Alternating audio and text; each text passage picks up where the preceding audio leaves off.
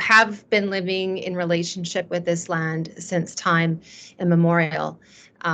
And I want to express my gratitude to any elders that are in the room with us as well this evening. And you'll notice on our slide here, if you look very, very carefully, you can see that we're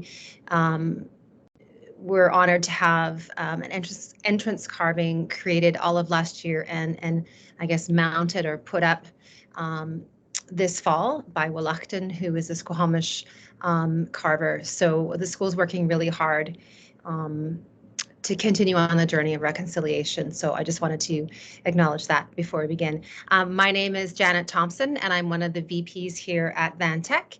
And you won't see or hear much of me, which is great because really today is all about your kids who are in grade 10 going into grade 11. And of course, the man who guides them along that path is here with us now, Mr. Van.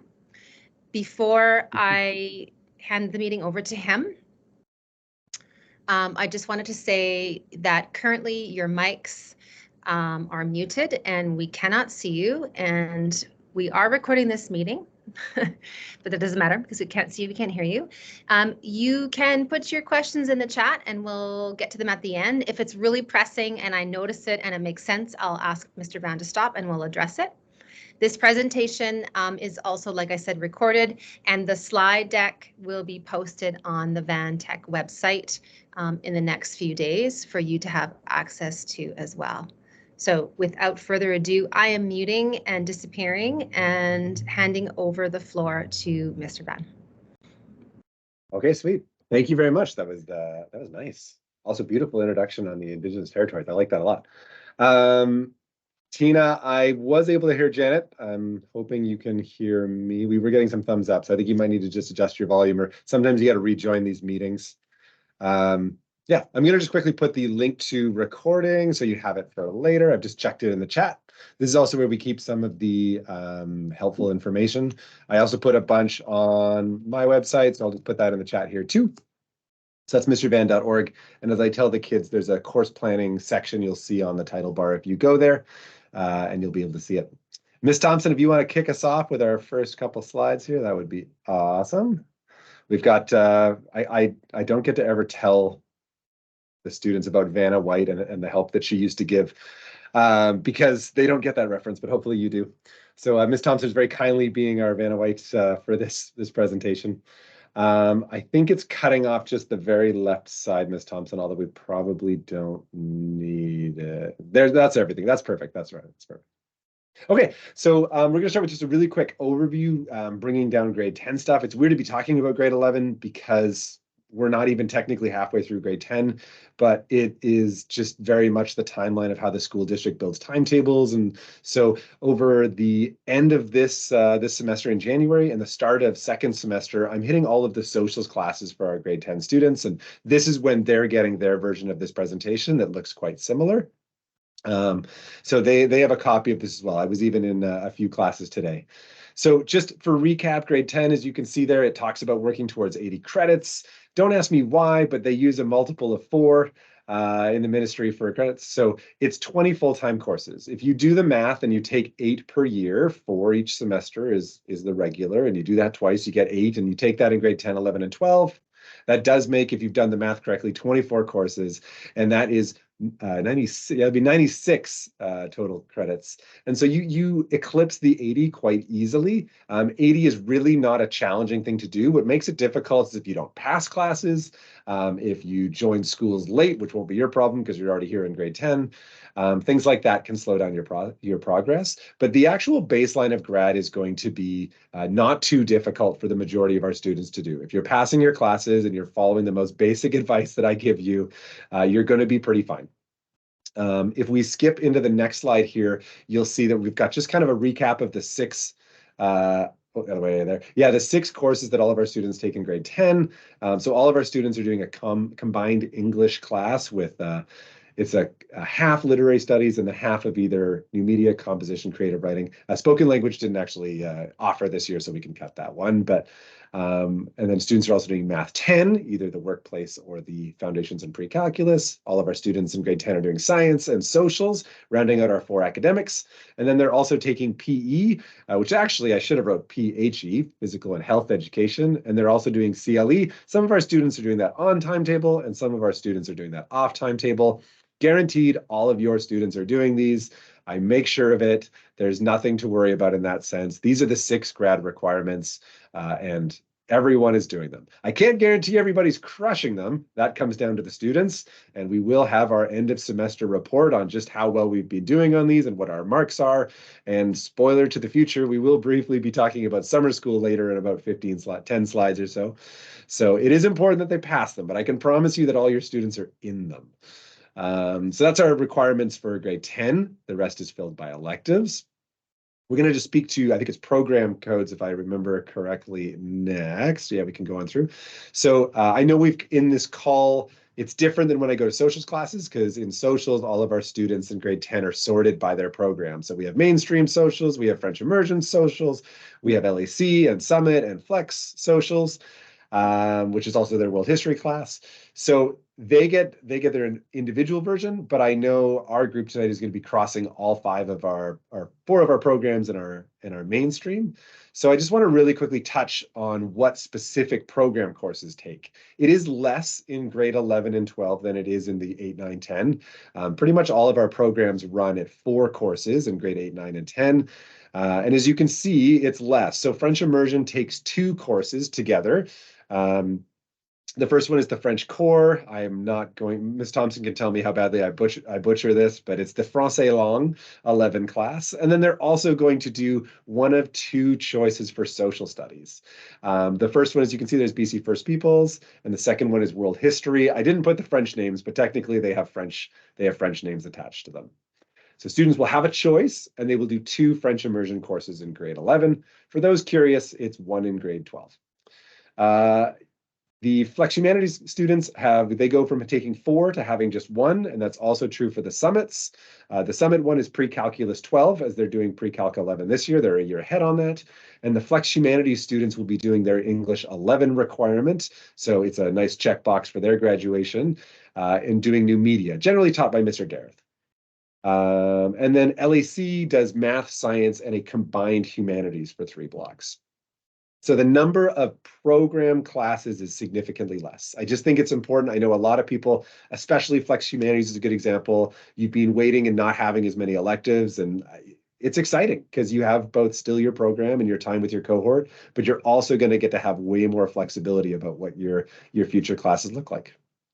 Yeah, check any questions if you have any. I'm keeping an eye on the chat, but otherwise we'll just keep rolling here.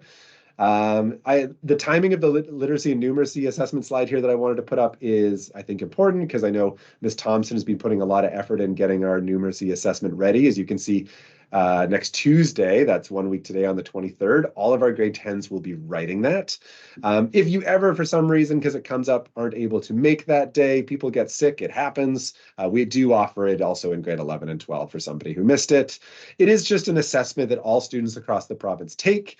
And I would say it's as much an assessment of your problem solving and your reading as it is also of general math concepts. You're not expected to use anything you're learning in either of our 2 math classes this year. It's very much just an opportunity for the province to find out how effectively are schools teaching these ideas of numeracy and literacy. Students do get a rubric score of 1, 2, 3, or 4, which matches the kind of emerging, the developing, the proficient, and the extending. So 1, 2, 3, 4. And it does go onto their transcript. However, I can say with absolute certainty, and one post-secondary advisor even laughed at us when we said, "Are you going to count this?" They're very clear that in Canadian post-secondaries, it is only grade 11 and 12 marks that they are looking at. Universities and colleges in the States are slightly different. They sometimes look at grade 9 and 10 marks. I can't imagine how much students change between grade 9 and 12, but it's their prerogative. However, they don't even know that the numeracy and literacy exams assessments exist, so it's not to worry. You cannot fail the assessment, which is always a question that students ask.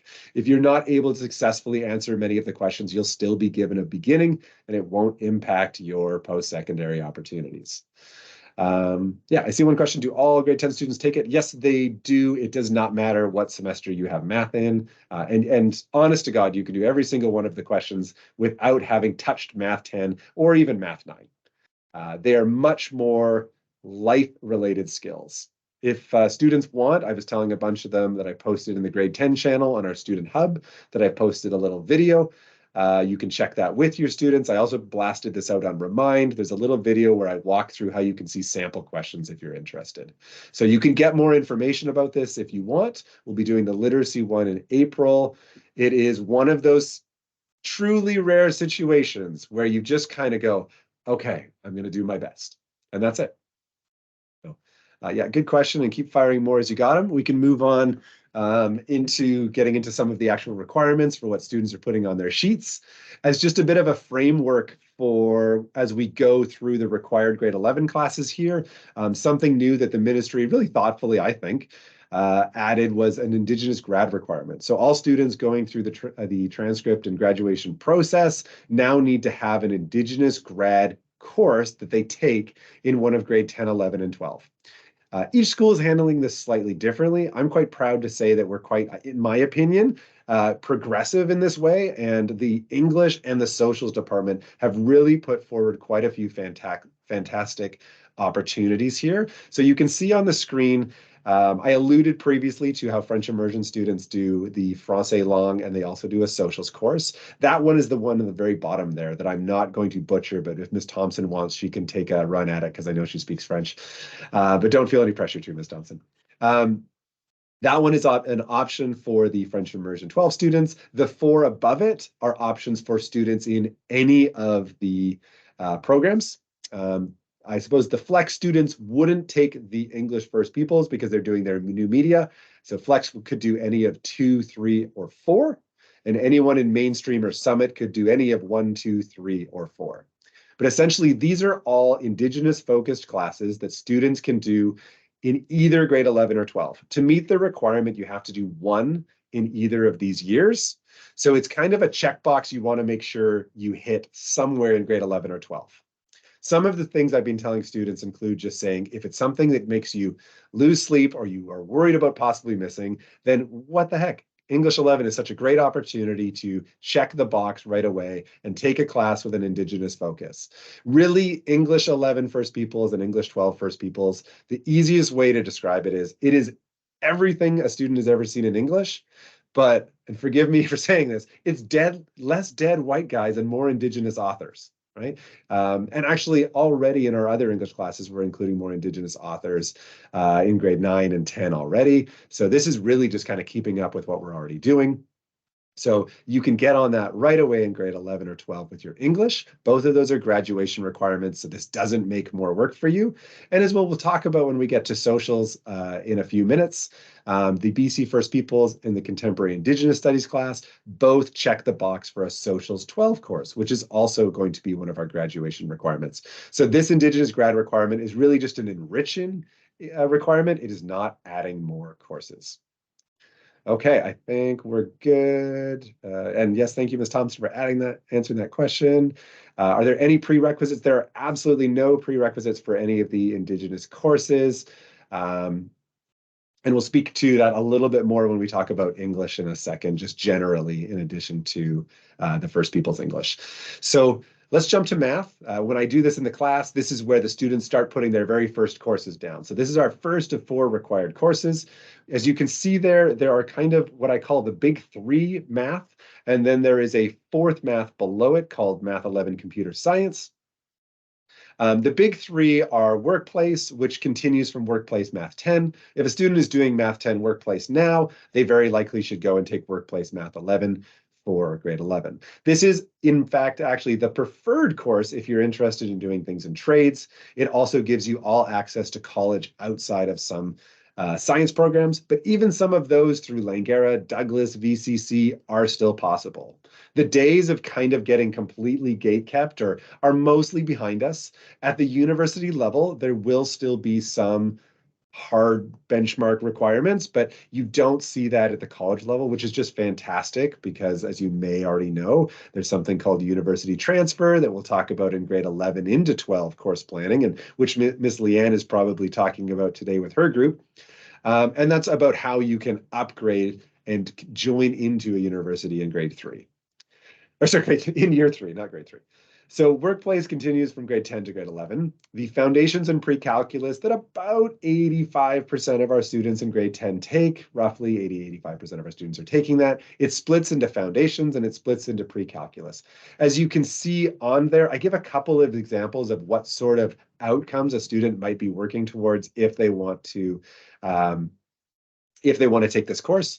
So an easy way to just generalize it, because there are corner cases and it's important that students, as I tell them, do their homework and check admission requirements. Some schools are slightly different, but generally speaking, foundations is a great route for students that are interested in keeping university open, keeping all trades, all apprenticeships, and all college open, but they don't have an interest in going into any of science, math, computer science, or engineering. Those 4 are going to require students to take pre-calculus.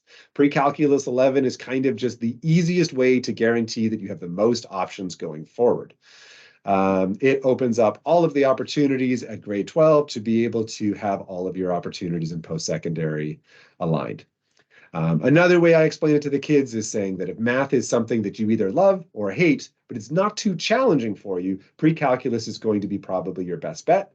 If you know for sure that those math, science, computer studies, and engineering are not areas you want to work towards, then you can definitely look at the foundations route. As you see, I note there that UBC and S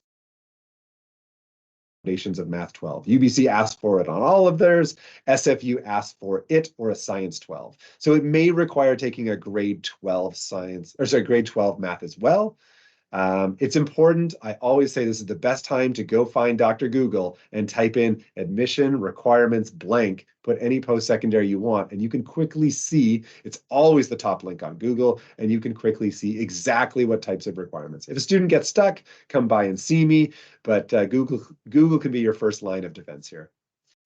I see, just to Kate's question, math management, so math is not a requirement that a student needs to take based on their post-secondary plans, but it is not a graduation requirement. Nope. The only things for graduation in grade 12 are English and the career life connections class. And then just quickly before we skip the computer science class, if a student is particularly interested in computer studies and engineering, they can also sign up to do Math 11 computer science. We've run it once before, but it didn't run this year because we didn't have enough students.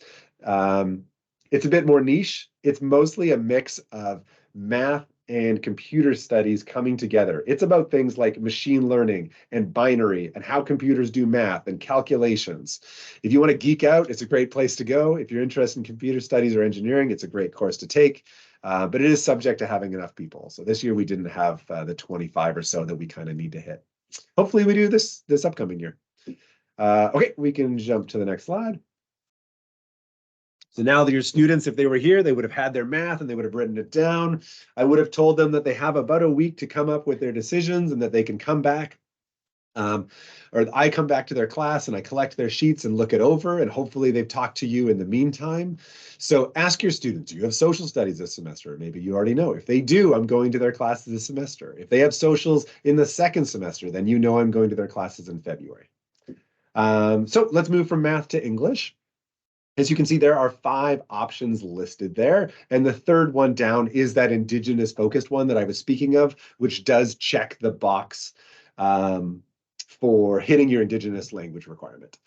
Students would have done a combination of literary studies with any of those composition, creative writing, or new media options for their grade 10 year, or they may be doing it in the second semester as well. It doesn't matter which one you did in grade 10. If you were all about creative writing, for example, and then you took it and you're like, actually, I'm more interested in new media, no problem. There's no prerequisite. You can take new media 11. Same thing goes for any of these. You can just take whichever one you're interested in. As I always tell the kids, every single one of them has poetry. It has usually Shakespeare, but some sort of play. It has a novel and it has short stories. You're going to get those 4 units in every single one of these courses, but the flavor that comes out and the particular like the richness of the course that comes out is going to come through in one of these flavors. So students can kind of just choose the thing they're most interested in. To Ned's question, computer science, it would absolutely be suggested to take that in addition to pre-calc. You can technically use just computer studies or the computer science math class as your grad requirement. However, every computer studies and engineering program that people apply to in post-secondary does require pre-calc 11 and 12 as well. So it really is, you're using an elective spot to take that computer science. And then for Kate's question, it is possible to take a second English 11. Most students won't do it, but you absolutely could use one of your elective spots to tag on and take something in addition to the new media 11 flex that they'll be doing.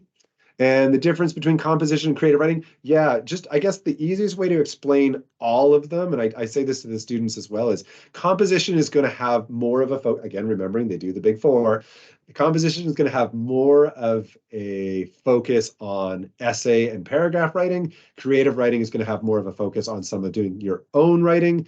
English First Peoples is going to be just regular English with more Indigenous authors and more Indigenous history built in. Literary studies is going to be just going into more depth on the text that you read. And new media is a flavor that brings in a bit more modern technology, including also computers, where you are accessing media in ways outside of just your classic books like the ones behind me here.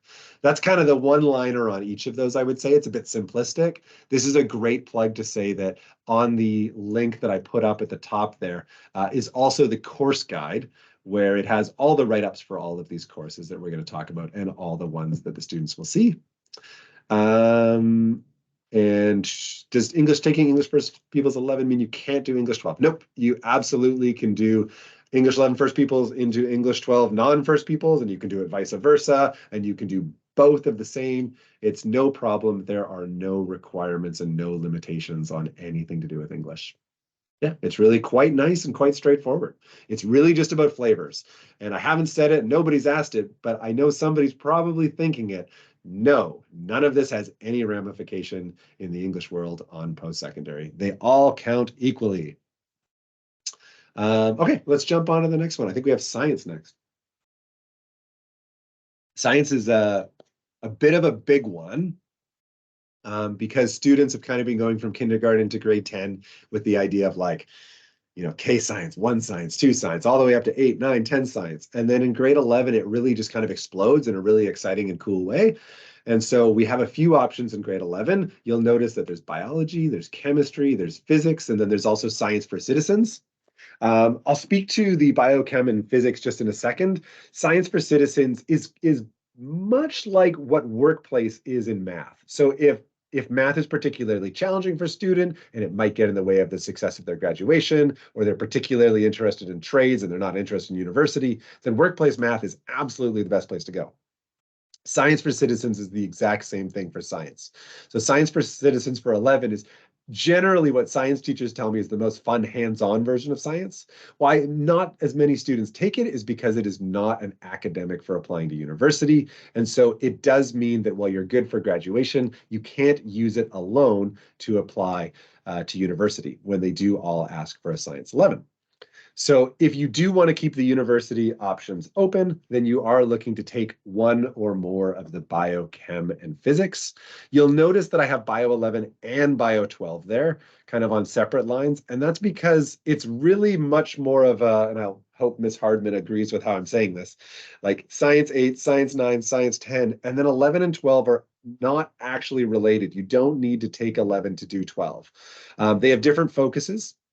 Life Sciences 11 is one that is much more interested in cells, animal reproduction, actually both do reproduction, that's unfair, how the structures and the pedagogy of how biology is set up, the naming structures, all the things that I clearly, you probably already know, didn't do because I didn't take Bio 11 myself. And Bio 12, the anatomy and physiology, is the study of the human body. It's like the ideal course if you're interested in anything in health sciences, for example. Whereas chemistry and physics very much continue from science 9, 10, physics 11 into 12, and chemistry 11 into 12. So those ones are very linear, they're very progressive. Biology splits, and you can go either way. My general recommendation, having gone through the cohort model once with my last group 5 years ago, is I would not recommend doing biology 12 until grade 12. And the reason is it really uses a lot of chemistry, and it's very advantageous to take chemistry 11. So if your child has any interest in any of the health science related fields, it is advantageous to take chemistry in grade 11 and do the biology 12 in grade 12. You will not be at a disadvantage having not done Bio 11. That's not to say you can't do Bio 11 into Bio 12. It's just that you don't need to do it. And as I say, you need to do the 11s for chemistry and physics. This is an area where it's really important where students to make sure they've done their homework. It is very common for any of those science, math, computer studies, and engineering, again, going back to those four, but they kind of set the benchmark for the highest expectations, that you're going to have at least 2 of the 11s, and generally 2 of the 12s as well. But yeah, that's pretty much all I want to say about science. Looks like we got a question here. If you have a student who wants to meet university application requirements, which doesn't love science, which option is the most engaging, not as challenging? That feels like you're asking me to make a a decision that I don't know how the science teachers would feel, how I responded to that. What I would say is that chemistry is a good test of how well students can understand complicated ideas. Physics is a good test of how well students can understand math and complicated formulas. And biology is a good test of memorization. If you have a particular talent in one of those, you're probably going to find it easier. Traditionally, I think students say that what the requirements of biology they find on average easier, but I will be the first to say it doesn't always hold water because I was scared off of biology because I just didn't have the memorization. It's not a strong point for me. I was much better off with some of the stuff that was expected out of chemistry and physics. So it really is kid dependent, but I hope that's a helpful answer for you, Nina. Yeah, and also welcome back. Let's skip into social studies. I think we've got everything covered. Yeah, and thanks for jumping in on that one for Fran as well. Oh no, we did that one. So social studies, the only good idea Mr. Van ever had in his entire life, other than speaking in the third person right now, was the idea that when he spoke to, I'll stop third personing, when I spoke to Miss Faye Chilton, our previous principal, and we said, why are we doing socials 11 when they took all the best stuff of it and they put it into socials 10? And Ms. Faye Chilton said, yeah, let's not do that anymore because the grad requirement is a grade 11 socials or a grade 12 socials. So we decided, let's just not do the 11 and let students have the choice of choosing it from a variety of grade 12 choices. The other bonus to this is that every single one of these, except for the off timetable course, because it's a one-off Van Tech course, quite proud of it, but it doesn't count on this list for what I'm about to say. They're all academic grade 12s, which improve their chances of applying to post-secondary. They also count as grade 12 credits, which are more valuable both for post-secondary and you need to have at least 4 courses at the grade 12 level in order to graduate. So just doing a socials 12 course was way better as an option than doing a socials 11 course. So we canned it. And if you've got a kid in another school that do socials 11, boo to them. Don't tell them I said that, but this model is way better, I promise. Students get to choose a class that's going to have grade 11s and 12s in it. And they're going to be able to take that next year, getting ahead on their grade 12 stuff. And they're going to take it in an area that's just particularly interesting to them, right? So it goes away kind of like what science did, going away from general science to going into the more specific fields. But socials does this, as you can see, on a level of like ×9 here. So just as a quick 1-minute rundown, so you have it. World history is just everything from the 1900s without a Canadian focus. African descent is an off timetable course that Ms. Bighorn teaches. This is the one I was saying is a locally developed course. It doesn't count for the ministry course, but it is really interesting. Students would need to take one other socials in addition to African descent if they choose to do that. You still get credits. You're still going to have a good time, but you're not going to get the checkbox for socials 12. Asian studies is a study of the Korean, Japanese, and Chinese histories.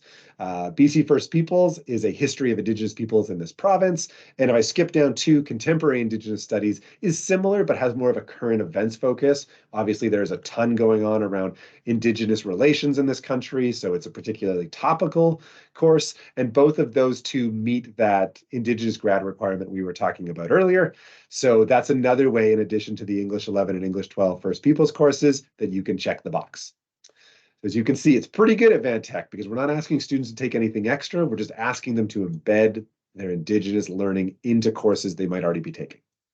Comparative Cultures is a course that covers basically all of the great civilizations across the last, Ms. Miller would probably say I got this wrong, but 8,000 years. And it has a really thematic base. So you're looking at like heroes and villains across all of the time. You're looking at all sorts of different themes across all the civilizations of the last 7,000 years or so. Economic theory is not a business course. It is a history of economics course. So there'll be some crossover, but it is a social studies based course. Law studies is, as you would probably imagine, it's kind of everything from the law, from policing through paralegal, through criminal justice system, through lawyer. It's all of those sorts of things all in one. Philosophy is a great way to get a headache and have a great time. Dr.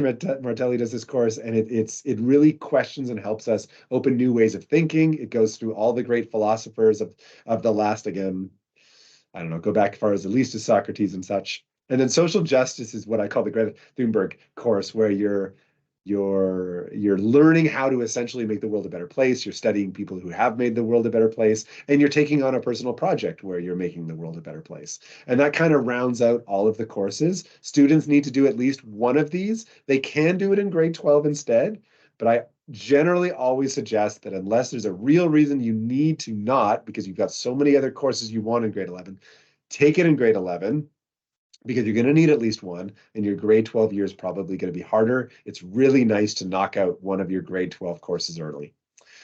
Did all these social 12 run during this year? Yes, every single one of those ran. Yeah.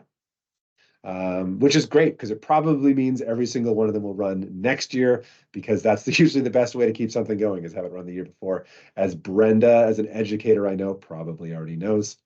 And Atif, just to your comment, a little bit about the science for citizens and life. We can also talk about this more later. Happy to do email questions and students can come by. But the science for citizens is a continued mix of all of physics, chemistry, and biology at a more simplistic and accessible way that uses more experiments and more hands-on learning. To Andrea's question, yes, you absolutely can. In addition to your French immersion course, where you're going to be choosing either the French world history course, or you're going to choose the French in BC First Peoples, you can also take an English social studies 12 as well. No problem. Yeah, you don't need to because you check it with the French. But yeah, some students just love their socials classes, and others just love their science classes. Others love their art classes. Grade 11 and 12 are great for letting you really just deep dive into going into more into the things you want. It's like a precursor to going to post-secondary where you really have more choice. Okay, I think we're good on questions, so we can kick it into our next slide. So language, I feel like I say this every year and people are probably tired of hearing it, but I'll just hit the highlights here. There is no language requirement for graduation. There hasn't been for a number of years now. Students just have to get through English 12 as far as language goes. That said, there are two great reasons why you might want to, and probably more as well, but two great reasons that come to my mind why you might want to do a language. One, most importantly, you either really enjoy it and you want to use it, you want to practice it, it's with your family, you want to travel. These are all great reasons. And all of the languages continue to grade 12. So whether your student is currently taking French, Mandarin, or Spanish at the 10 level, or they might be below or above that right now, depending on when they started. They all continue the next year, right to grade 12. And also another great reason is if you're interested in going to UBC or SFU, that's a recent thing you've decided that you want to, those two schools do have a second language requirement. And you can take those courses up until grade 11 with us, and that does check the box for applying to those two schools. The slight difference is UBC wants what I call a full language 11, and SFU will take an introductory 11. So we offer Mandarin and Spanish if you've never taken it before with other grade 11 students in grade 11. So it's a nice way to catch up. Some students, as an example, they took French 8, maybe French 9, and then they needed to focus on other things, or they just weren't interested in languages, and then they get to a year or two later and they're like, now I want it. So you can jump all the way into intro or intro Spanish or intro Mandarin in grade 11. There isn't an intro French, though, I will say that. Additionally, we do have skills blocks. Most of our skills blocks, if I'm honest, are used by some of the younger grade 8, 9, 10 students, but grade 11s and 12s who are looking for the additional support absolutely can still do this. It's not a problem. Anyone who's got a learning disability or other designation has first access to these, but we generally have a few spots for students that don't as well. Students can write that down if they're interested in having a skills block to support some of their tougher classes. Jane's asking, Chem 11 is recommended over Life Sciences if you want Anatomy 12. That is correct, Jane. I do think that Bio 11 is probably a great course to take for a student as well in such a situation, but it's not a requirement. And if you were going to pick just one, Chem 11 will better prepare you. UBC does not require a language grade 12. There are no post-secondaries in this country that do, with the slight exception that if you are looking to go to some of the French language schools in Quebec, you do need French 12. I hope I wouldn't need to tell you, though, that you should probably keep practicing your French if you want to go live in Quebec. But that's the only exception. Yeah. And is grade 11 introductory Spanish not acceptable as a requirement to get into UBC? Marcia, that is correct. A student would need to, after they do the intro Spanish, take the regular Spanish after. It still makes a lot more sense because you're taking the courses with people your age. The last thing I ever want to do is go to a student who hasn't taken anything since grade 8 or 9, and they walk into grade 11, and I'm like, cool, you're with grade 9s. That is the last thing a student wants to do. So I love, personally, that we have these language introductory courses because it lets them be with people their age, which is just great. The introductory courses are essentially a smash together of the 9 and 10 curriculum for either Mandarin or Spanish. Yeah. Okay, I think we're good on questions. Ms. Thompson, I see you're on fire, ready to slide on to the next one.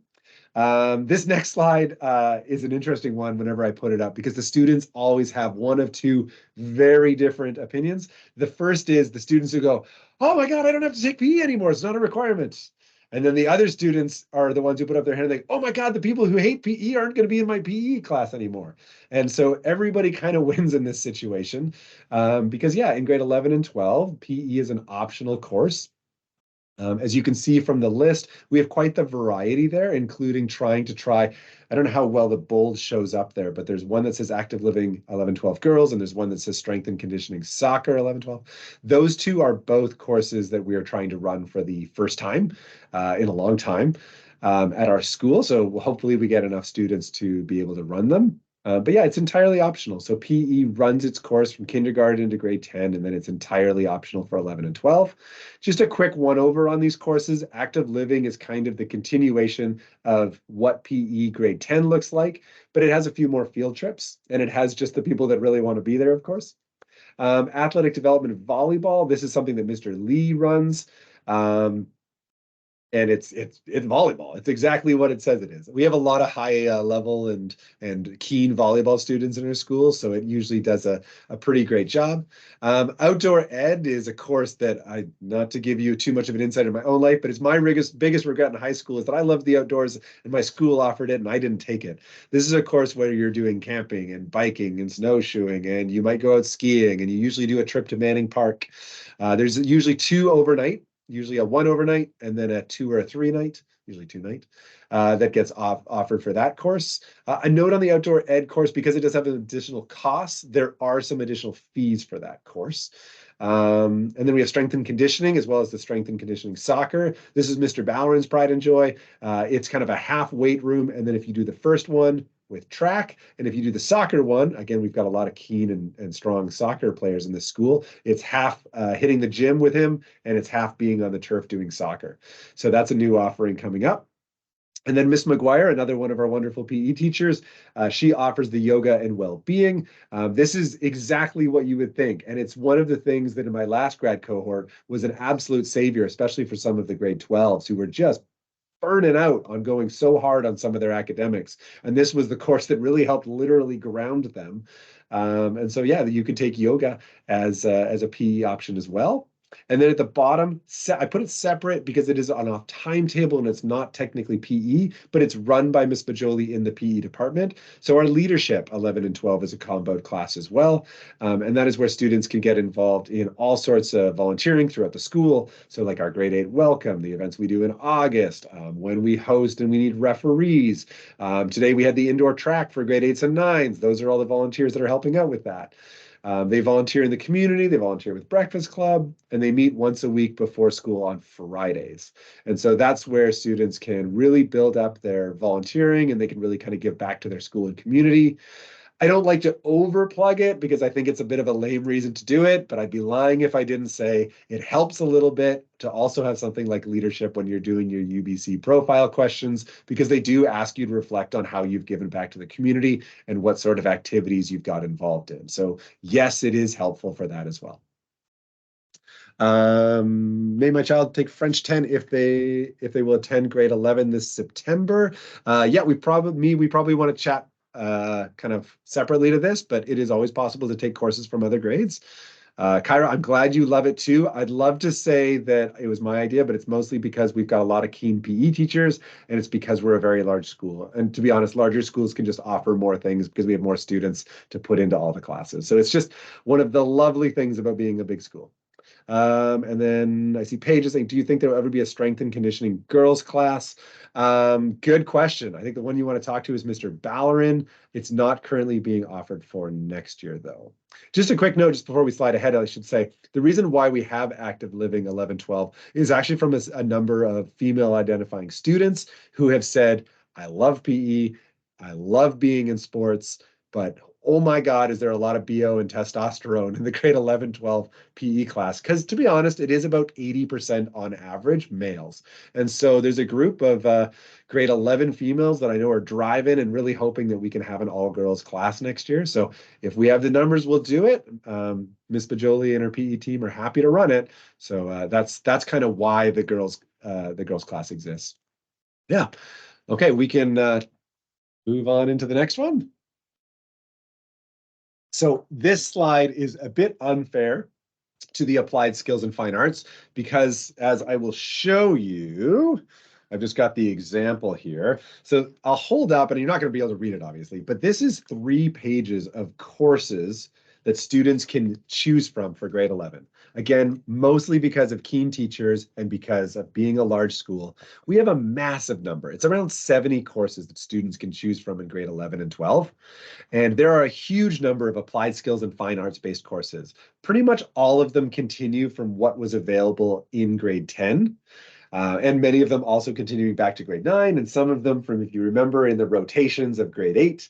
All of those are continuing on. So the general form, without going into too much detail, is there's a business ed section of applied skills. There's a home economics for things like culinary, textiles, and foods. We also sometimes offer tourism if we have enough people. There's an information technology part, and then there's the technical studies and trades. All of those are our applied skills, and all of the students will be given this very helpful sheet, which is also available on my mrvan.org website. So you can go find the course choices list and download a copy as well. If somebody reminds me, I'll put that exact link in the chat at the end of this. And then in fine arts, we have all of our options related to music, to art, and to drama. So there are embedded options in all of those, and the course guide gives write-ups with all the details for all of them. There's just too many to go through right now, and I don't want to talk about some things when some people might be interested and others might not be as interested. So Yeah, so I think we'll leave it at that, but say that there's a lot of opportunity to do the homework on that, and I strongly recommend. I give the example when I talk about applied skills and fine arts, and I think this is true for the PE electives as well, that there are the things that we did in high school and the things that we remember. And this is probably as true for you as it is for me.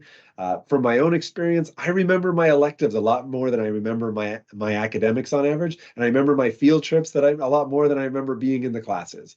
And so applied skills and fine arts and PE and whatever your kid is passionate about, these are the things that is really important to take. I really try to drive home to the students that it's very easy to tunnel into this idea of like, I need my English, I need my pre-calc, I need my 3 sciences, and I'm going to have no room to take anything else. And I think that's a dangerous place to go. It makes sense for some students, and maybe their passions are really in that. But taking those things for the sake of having everything covered and going beyond just covering, but extra covering, normally means that you're going to have a really tough time in grade 11 when your homework load just goes through the roof. It's really important to make sure that a student grounds themselves with a course like yoga or with an applied skill or a fine art that they really love. These are kind of the nuts and bolts of what students get most excited for to come to our school most of the time. So I really encourage students to not look over these too quickly and really think about which applied skills and fine arts are most valuable for them. I also like to mention that, of course, just like in grade 10, our 2 choirs and there's actually technically 3 choirs, concert, chamber, and vocal jazz, as well as strings orchestra are available off timetable, and students can take all of those. On the sheet that the students have, and which will give you the link, it identifies which of these are off timetable. So you can quickly find that. And this year in the course guide, we also put information around what days they meet. So you can quickly see like, orchestra's Tuesday, Thursday after school. Okay, Mr. Van's mental health leadership, Wednesdays after school. So you can get all that kind of information from there. Christina, to your comment, I don't know who's going to teach outdoor ed for next year. To be determined. Can a student take 2 art classes, a drawing class, and a ceramics class? Yes, they absolutely can, Jenny. No, sorry, Jenny, no problem at all to take both of those. Yeah. Okay, let's skip into, I think it takes us to kind of showing a screen of, oh, sorry, this is just a selfless plug. I'm not going to actually say too much about this. Most students who were interested from our grade took the mental health leadership in grade 10 with me. They're taking it every Wednesday, but there were some students that were on the wait list and didn't get in. If you are keen or on the wait list, we'll be running it hopefully next year as well. Again, assuming we have enough people. And yeah, it meets Wednesdays after school. We know that mental health is something that students are wanting to talk about more and more. I have to say, it is one of the most rewarding parts of my job. The conversations I get to have with those students are just mind-blowingly awesome. So some of you might have students in that class. Hopefully they're enjoying it. Don't tell me if they're not. And I truly enjoy it. So that happens Wednesdays after school. But that's enough to say about that. This is, I think, a really helpful slide to just kind of like screen capture, take a picture of, hold your phone up to it, or come back to later. This just kind of really lays out exactly what a course load will look like for a student. So you can see that the mainstream student on the left there is doing the English, math, science, and socials. Again, socials can be kept till grade 12, but I'd strongly recommend doing it this year. And then they're going to add in their language and their electives and maybe some off timetable courses. You can see that French immersion has the English, math, science. They'll be doing their sciences in English. And then they have the socials 12, and they can do either the 20th century history in French, or they can do the Indigenous BC First Peoples in French. And then there's the French core or Francais long class. And then they'll be adding in electives for the rest of theirs. You can also see we have the same thing for Flex, highlighting that they all take new media and then they make their selections. LAC has the humanities and then the math and the science, and then they choose their rest of their courses. And the Summit students, they all take pre-calculus 12 as a cohort in grade 11, and they will be choosing their own English, science, and socials courses. So just kind of highlighting, you can see there, it's one of my favorite things is when students go from grade 10 to 11 and they really get to go, holy cow, I have a lot more control about what my electives look like. It is both a fascinating and wonderful opportunity, and it is also, to be honest, a bit of a daunting thing because as I tell them, grade 11 and 12, This is what post-secondaries are using. Your choices matter more. You need to make informed decisions. It's a big reason why I take the time and spend a class with them going through this, answering all their questions, having office hours, and then generally giving them 3, 4, 5, 6, 7 days until I return to their class to meet with them all for a minute or two individually, collect their forms so that they can talk with you and get all the information that they need. They can do all the homework. They can come by and see me so that they can make their best choices for what they're interested in. The paper that they do that all on is this yellow one. So if your student has a socials class this semester, they'll be getting it. And 4 of the classes, 2 Mr. Moon and 2 Miss Miller's socials classes already have these. I'll be going to Mr. Delorme's and to the summits later. And also Miss Taiji's socials later this semester. And I think it's all next week. And then, yeah, have a look over it with them and look at their course selections, look through that course list with them, sit down, Google, ask questions, do all those things. I think it's really important that students take the opportunity to invest in themselves. I know that students, no fault of their own, the system very much sets it up that they're just kind of told by adults what to do for most of their lives until they become adults themselves. But it is time to take initiative. So I really push for the students on that. Okay, so a couple questions. I'll leave this up and people can look for a second. We'll answer a couple questions. If students want to take AP Bio, would the plan be grade 11 Chem, grade 12 Anatomy, Physiology, and then first semester AP Bio in second? Or is there another path? So Fran, to your question, yes on Chem, the AP Bio, we'll talk about all the advanced placement courses when we do this chat from grade 11 till grade 12, but the advanced placement courses have some uniqueness to them that requires next year's conversation. But the short note for you is that the AP Bio is a combined course. So all AP Bio students also take anatomy and physiology with the same teacher, linear across the whole year, and it counts for both of those classes. LEC is a program that we offer in the school for diverse learners. Pam, I know you and I know your kid. It is not something you need to worry about today. Mental health leadership 11 off timetable. So the course is technically, it's for grade 10s, 11s, and 12s. The course code is actually a grade 10 level. It's not an academic, so it doesn't have a post-secondary element to worry about or consider. But yeah, just like any other off timetable course, a student can write onto their list on their yellow paper all the things they want to take next year. They're going to add any off timetables they want, and then you're going to take you're going to put backups. I also ask students to put backups. So to use the example from before, maybe you're really interested in ceramics, but the art drawing and painting would be your backup. Or maybe you want to do both and drama is your backup, or however you want to do it. But yeah, I ask students to identify backups because sometimes classes fill, sometimes we have too many students for not enough spots. Things happen, so backups are helpful. To Marie's point, I am always happy to answer this question because, oh my God, is there so much wrong information floating around the world? And I swear somebody is going behind my back and telling everyone that there is. There is no requirement for volunteer hours. It died 5 years ago on the 2017 and before grad plan.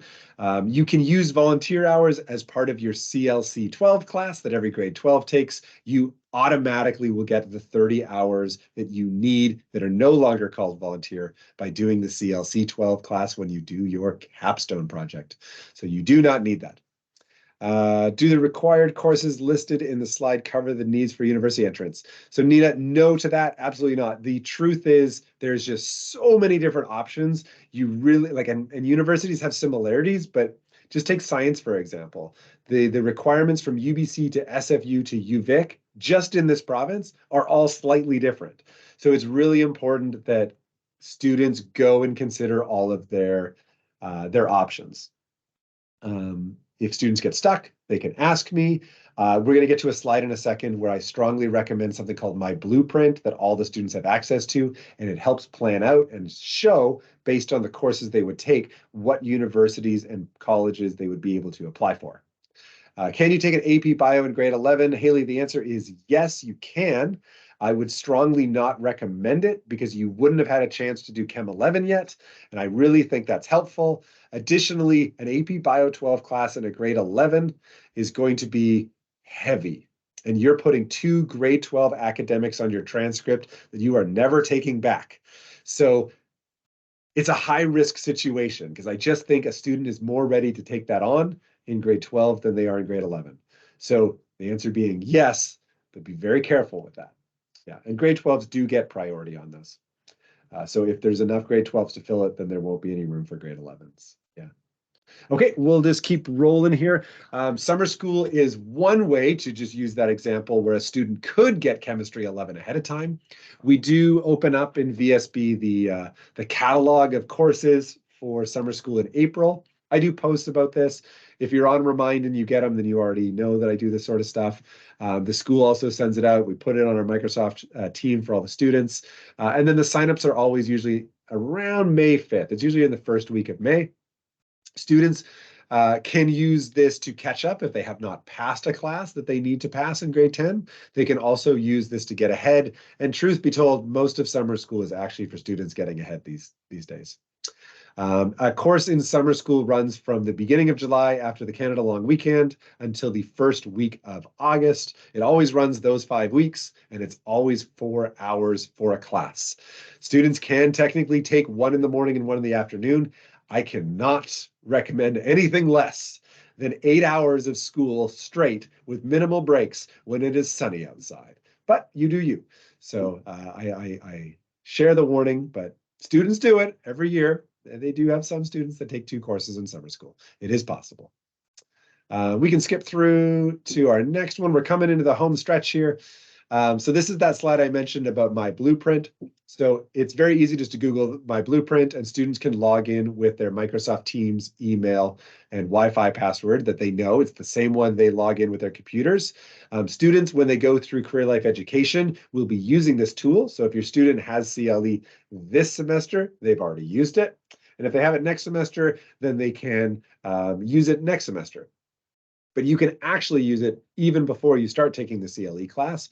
Google it, log in, and this particular picture that I'm showing, this is from the high school page where a student can put in what courses they're taking in grade 10 and potential grade 11 and 12 courses that they're interested in taking. They can also play a very fun game, which is predict my mark, and they can see what exactly does that make available for me at the college and university level.